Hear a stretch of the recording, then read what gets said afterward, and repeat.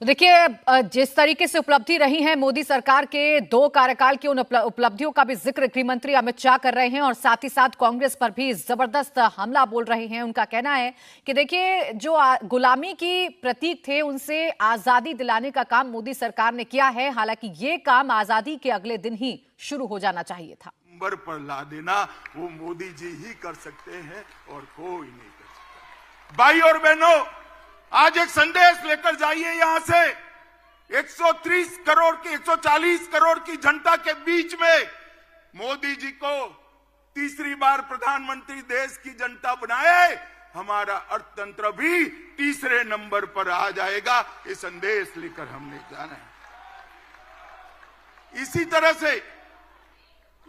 से एक द्वंद्व चालू रहा कि विदेश नीति, अगर दुनिया को मित्र बनाना है तो देश की सुरक्षा में थोड़ा बहुत कॉम्प्रोमाइज करना पड़ेगा। ये बहुत लंबा बहस का विषय आजादी के बाद तुरंत शुरू हुआ और सारे पंडित सुरक्षा नीति और विदेश नीति के बीच के द्वंद्व में फंसते रहे। मोदी जी ने तय कर लिया और कर दिखाया कि सरहद की सुरक्षा, देश की सुरक्षा हमारी सबसे पहली प्रायोरिटी है।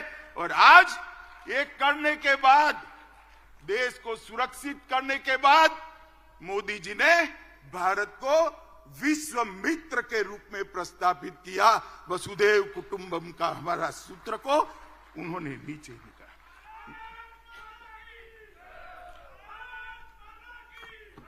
मित्रों, इंडिया अलायंस और कांग्रेस पार्टी, इसकी देन थी कि इस देश के लोकतंत्र की स्पिरिट को खत्म कर दिया। देश के लोकतंत्र को भ्रष्टाचार, परिवारवाद, तुष्टीकरण और जातिवाद से कलर्ड कर दिया। कभी भी स्वतंत्र रूप से जनमत उभर कर न आए, इस प्रकार की लोकतांत्रिक व्यवस्था करने में परिवारवादी पार्टियां लगी रही। मोदी जी ने 10 ही साल में भ्रष्टाचार, परिवारवाद, तुष्टीकरण और जातिवाद को समाप्त कर विकास की राजनीति को मध्य बिंदु में लाया, जिसको देश की जनता ने स्वीकारा। मित्रों, मैं आज आप सबके माध्यम से करोड़ों भारतीय जनता पार्टी के कार्यकर्ताओं को कहने आया, अगला चुनाव 2 खेमे पड़े हुए महाभारत के युद्ध में जैसे पांडव और कौरव के खेमे पड़े थे, इसी तरह चुनाव के पहले 2 खेमे पड़े हैं। एक खेमा है मोदी जी के नेतृत्व में, बीजेपी के नेतृत्व में एनडीए का गठबंधन, और दूसरा है कांग्रेस के नेतृत्व में सारी परिवारवादी पार्टियों का इंडी अलायंस।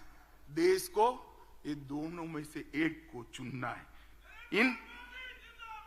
इंडी गठबंधन एक घमंडिया गठबंधन, भ्रष्टाचार, परिवारवाद और तुष्टीकरण की राजनीति का पोषक, और भाजपा और एनडीए का गठबंधन राष्ट्र प्रथम के सिद्धांत पर चलने वाला गठबंधन है। देश की जनता को तय करना है ये परिवारवाद। तो बीजेपी का 2 दिवसीय राष्ट्रीय अधिवेशन चल रहा है, जिसमें बीजेपी जो एक बड़ा लक्ष्य लेकर चल रही है, 370 इस बार सीटें बीजेपी अपने अकेले दम पर हासिल करने का दावा कर रही है। वो कैसे हासिल होगी, इसी का मंत्र तमाम नेताओं की तरफ से दिया जा रहा है। अभी गृह मंत्री अमित शाह संबोधित कर रहे थे। न सिर्फ उन्होंने भारतीय जनता पार्टी की सरकार की उपलब्धियों को गिनाया, बल्कि ये भी बताया कि जो इंडिया अलायंस है वो कैसे भ्रष्टाचार, परिवारवाद में डूबा हुआ एक अलायंस है, घमंडिया अलायंस है, जिससे मुंहतोड़ जवाब इस बार देश की जनता देगी। तो राम मंदिर को लेकर प्रधानमंत्री मोदी का मंच पर जबरदस्त स्वागत किया गया। मोदी जी को जय श्री राम के नारे प्रधानमंत्री नरेंद्र मोदी को लेकर लगे। स्वागत करें मोदी जी को, जय श्री राम। मोदी जी को जय श्री राम। मोदी जी को जय श्री राम। मोदी जी को जय श्री राम। मोदी जी को जय श्री राम। मोदी जी को जय श्री राम। वंदन करें, स्वागत करें मोदी जी को जय श्री राम। मोदी जी को जय श्री राम।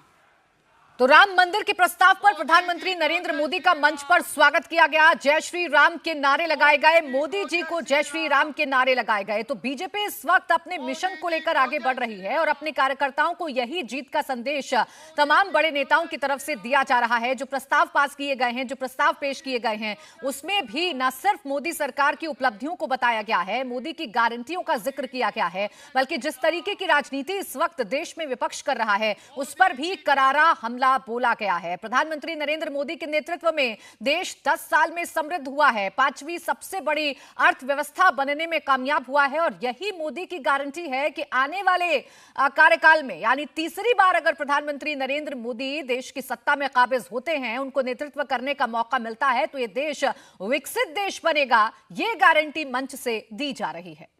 जिनका धर्म है ऐसे इंडी अलायंस को मत देना है, ये देश की जनता ने दी। मित्रों, परिवारवाद, अभी ढेर सारे पत्रकार, कुछ मीडिया चैनल, इंडी अलायंस बड़ा चैलेंज, बड़ा चैलेंज, बड़ा चैलेंज, बड़ा challenge.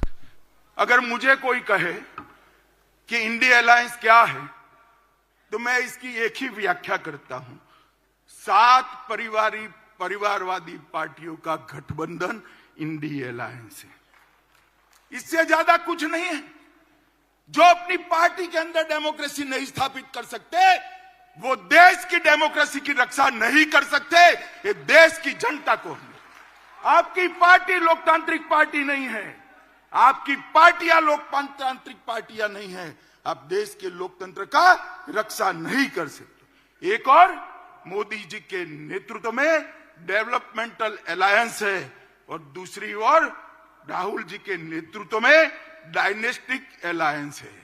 Democratic alliance, developmental alliance और डायनेस्टिक अलायंस के बीच में देश की जनता को पसंद करना है। मुझे विश्वास है कि एक और मोदी जी देश के और गरीबों के विकास के लिए काम करें और दूसरी ओर अपने परिवार की चिंता करने वाली पार्टियां हैं। देश निश्चित रूप से विकास की राजनीति करने वाली भारतीय जनता पार्टी और एनडीए को सिलेक्ट करेगी, इसका मुझे पूरा विश्वास।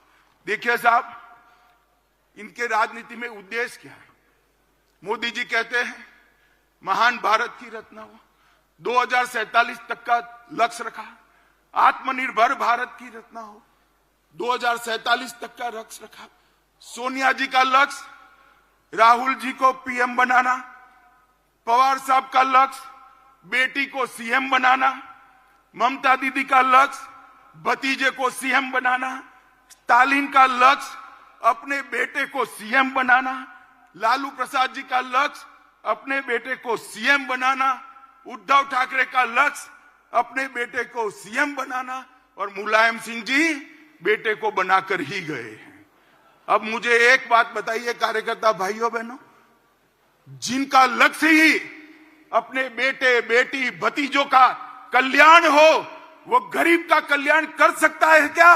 कभी नहीं कर सकता। जिनका लक्ष्य ही अपने परिवार के लिए सत्ता हथियाना हो, वो देश का कल्याण कर सकता है क्या? कभी नहीं कर सकता।